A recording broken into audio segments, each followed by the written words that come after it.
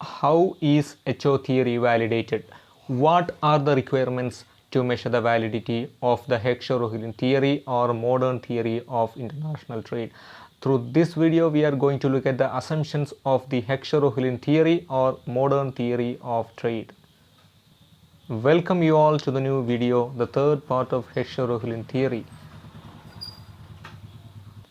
The assumptions are in fact much required for the validity of any theory. Assumptions are in fact the preconditions for the validation of the theory, without which no theory will be valid. So all the assumptions have to be fulfilled in order to validate the theory. Even if one of the assumptions is not fulfilled, then the theory will not be valid. So that much the assumptions are relevant for a theory.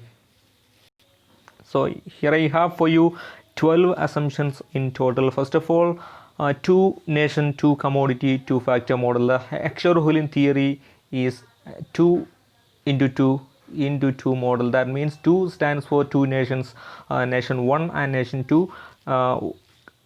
Two commodity stands for commodity X and commodity Y. One commodity is capital intensive while another commodity is labor intensive, and two factors are there, labor and capital. This is unlike classical trade model, as capital, the new factor capital is introduced by the Heckscher, and they considered capital as one of the factors of production. This is in fact a simple trade model, and according to the theory, this is able to extend to the multi-nation, multi-commodity trade model, as ultimately the trade happens between two nations on two commodities. So this is a much relevant assumption of the theory. Second assumption is same technology is assumed in both nations for the production of both commodities. So why this assumption? Why? Because difference in technology in both nations for the production of commodities will change the cost of production and the comparative advantage. So in order to validate the argument of the theory, same technology must be there in both nations for the production of both commodities. So the technique of production of a commodity will be same in both nations. So since technology is same in both nations for the production of various commodities, when one commodity is labor intensive, the same commodity will be labor intensive everywhere in the world. For example, when commodity X is labor intensive in India, then commodity X will be labor intensive itself in the United States. Similarly, when commodity Y is capital intensive in one country, the same commodity Y will be capital intensive itself in another nation. So when one commodity is labor intensive in one country, it will be labor intensive in another country as well. That means the capital labor ratio is lower for commodity X, that is a labor intensive commodity. Suppose so to speak, agricultural commodities are mostly labor intensive, and when it is agriculture in India is labor intensive, then agriculture in the United States will be labor intensive according to the Heckscher-Ohlin theory.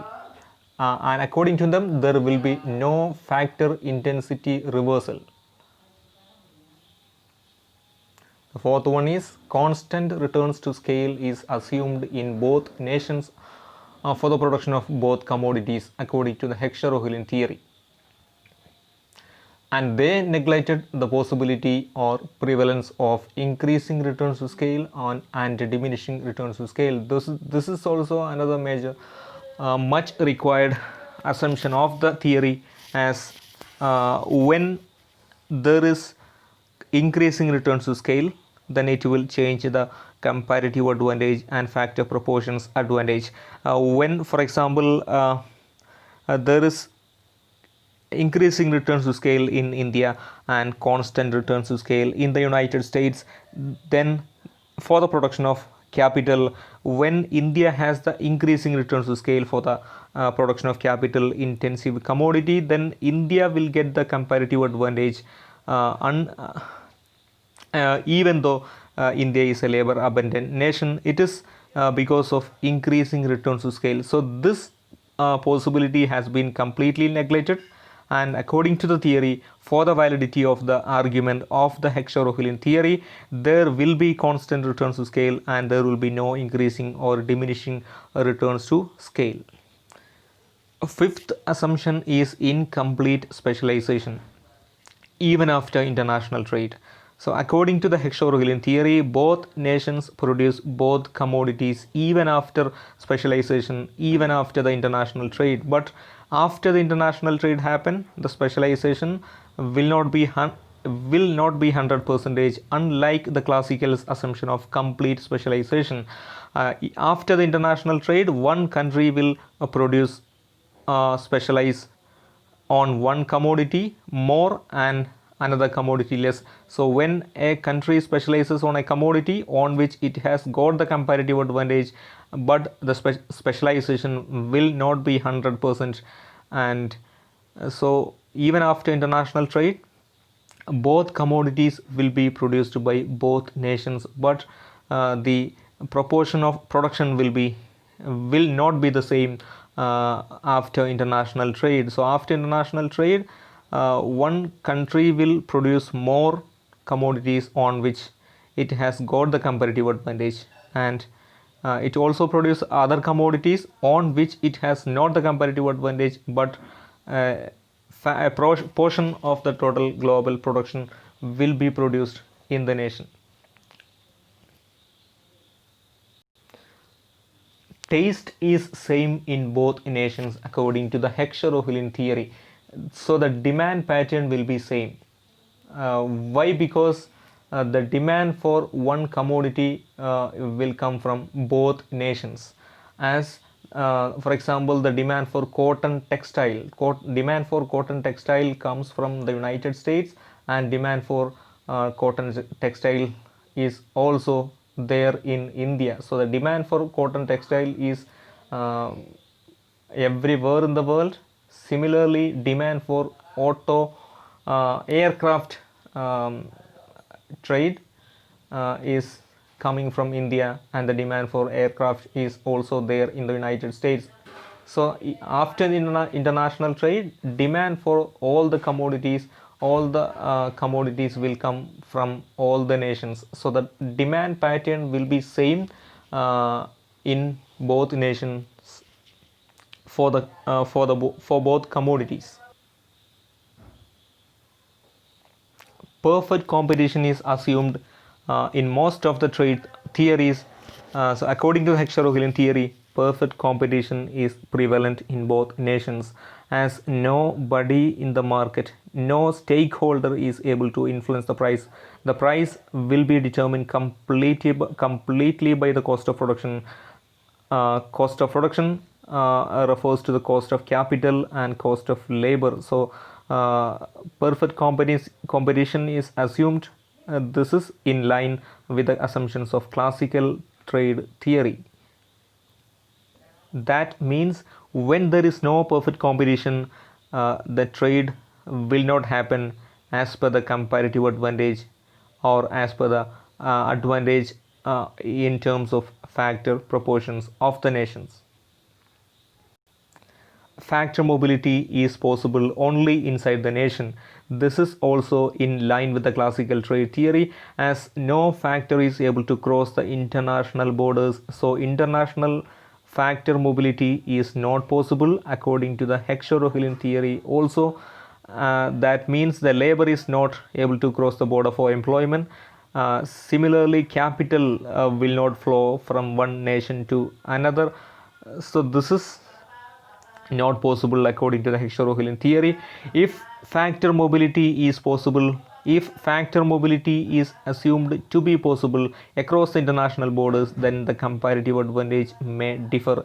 Take the case of the present scenario, as India is a capital short nation, but India has the capital. India has been receiving capital from foreign nations, as India has been receiving foreign direct investment and foreign portfolio investment. This is to fill the gap of capital shortage in the production of capital and mostly capital intensive commodities. So we have been receiving capital, then the capital is in fact crossing the borders, and labor is also crossing the borders.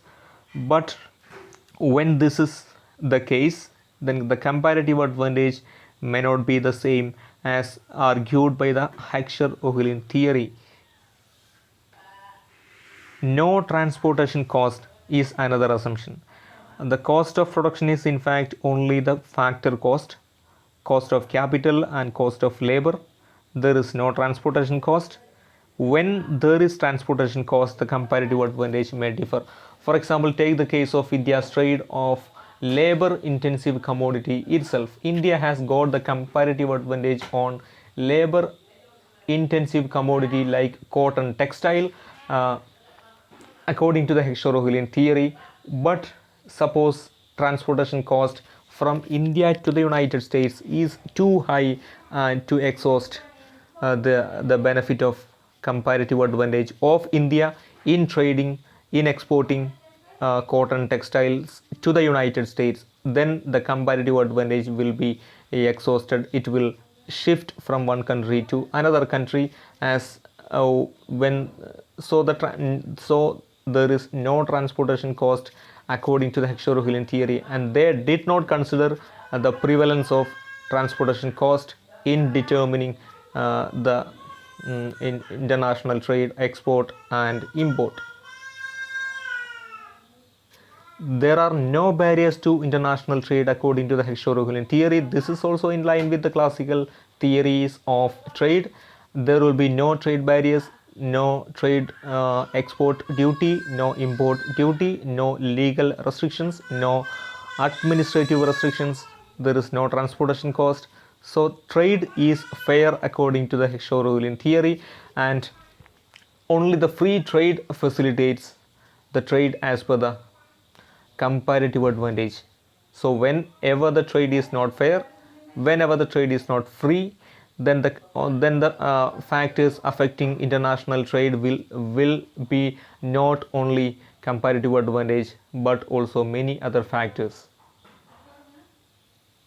So full employment is prevalent in both nations according to the Heckscher-Ohlin theory. This is also in line with the classical theories assumption. So there will be no factor remaining unemployed in both nations. There will be no labor, no capital remaining unemployed in both nations.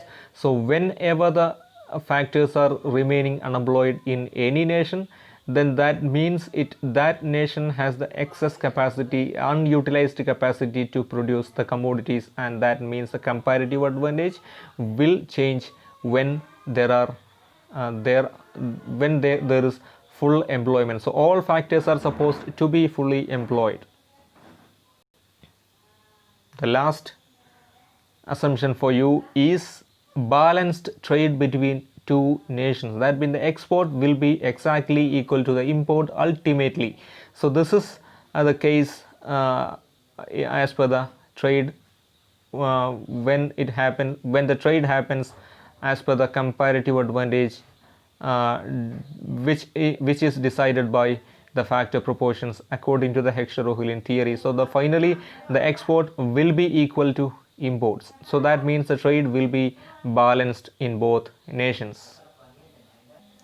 Most of the assumptions are in line with the classical theories of trade. Only two assumptions are not in line with the theory of classical theory of trade. One is incomplete specialization according to Heckscher-Ohlin theory. According to the classical theory, there will be complete specialization after the international trade, but after the international trade, there will be no complete specialization. Both commodities will be produced by both nations, but after the international trade, more of one commodity will be produced by one country, if it has got the comparative advantage over that commodity. So there will be no there will be incomplete specialization, there will not be complete specialization. Another one is the prevalence of capital, the role of capital. The capital has a vital role to play in factor proportion in cost of production according to the Heckscher theory, that was in fact neglected by the classical theories of trade. So all these assumptions have to be fulfilled to validate the Heckscher theory. If any one of the assumption is not remaining, if any one of the assumptions is not fulfilled, then the theory will not be valid.